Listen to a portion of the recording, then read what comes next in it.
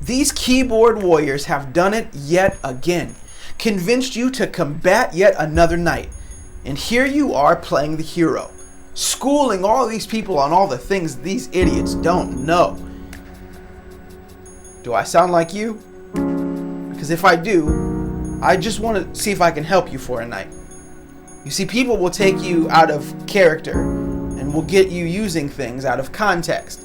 And you'll find yourself quoting scriptures that aren't really relevant to the argument you're in, trying to prove the case that you're taking a moral high ground, when really they have dragged your character back into the mud where your flesh wanted it to go. And it was Paul who said, "No good thing dwelleth in me." And certainly that's the case when we walk in our flesh instead of walking with the Spirit. I wonder, are these emotions that are taking you over truly spiritual?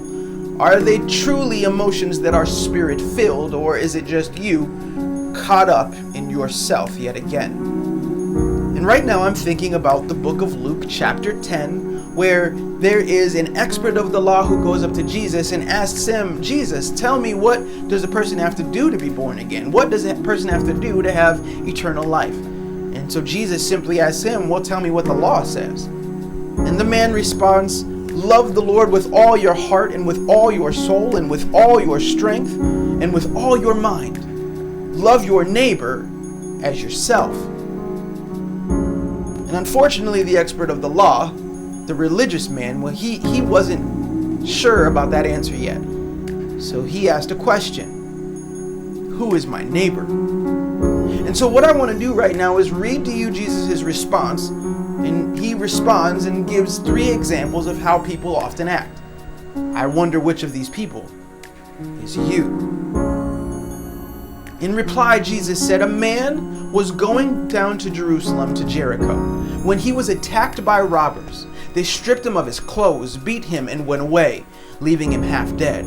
A priest happened to be going down the same road, and when he saw the man, he passed by on the other side.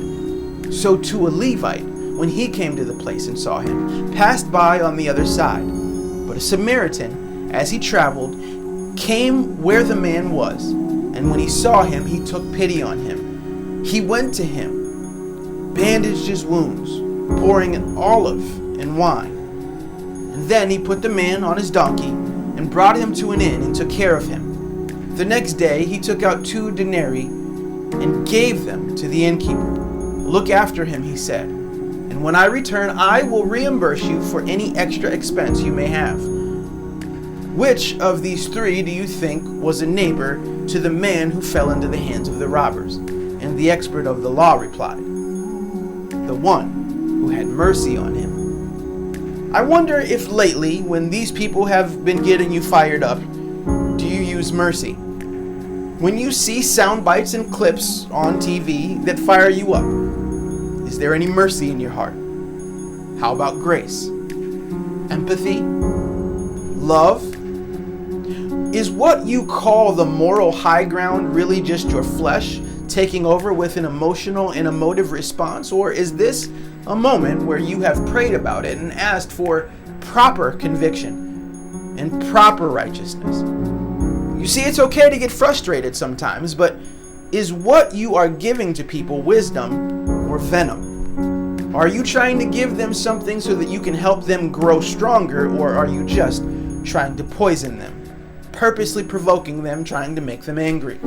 And so often when I click on the comments of controversial posts, I see people who are religious in nature, and yet I see very little compassion, very little love, and absolutely no mercy. And whatever side of the aisle you're on in a problem, whatever side of the fence you dwell on, make sure that you, if you're really a Christian, are standing with Christ.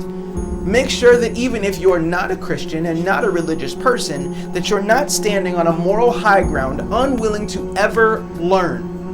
Because none of us is perfect. There's always room to grow.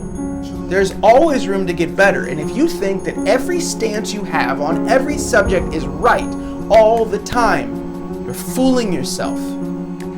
Every night I try to ask God, what am I missing?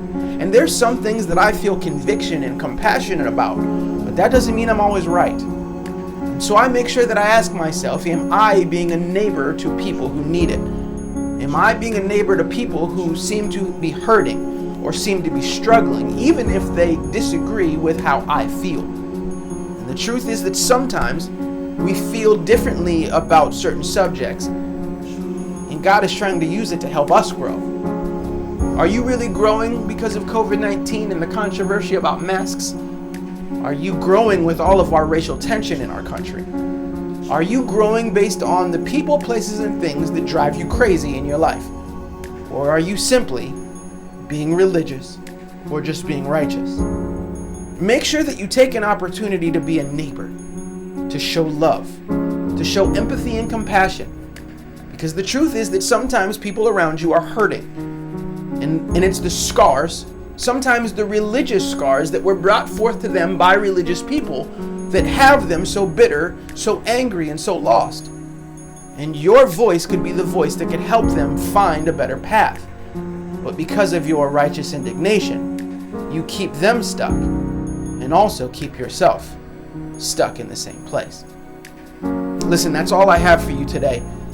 I don't know, I might have made you angry on this one. Maybe I made you think. Make sure you leave your comments, your thoughts, your opinions down below. And remember, today, this is a great day to change your life.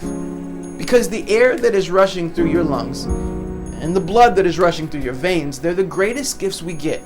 The proof that God is not done with us yet. And we still have a chance to get this thing right. I thank you guys. My name is Maurice F. Martin, and this has been another episode of today's Inspiration.